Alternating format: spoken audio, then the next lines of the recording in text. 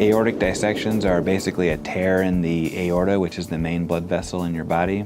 The problem with this is that it hurts, first of all, but second of all, over time, the aorta can become aneurysmal or enlarged.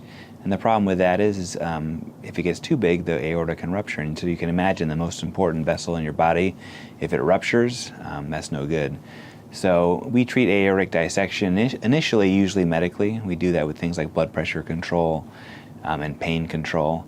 And then we monitor the aorta over time. And if we see that it's changing, then there are different approaches we can take to fix it. The one that we tend to like to use is a more minimally invasive approach by putting a covered stent into the aorta.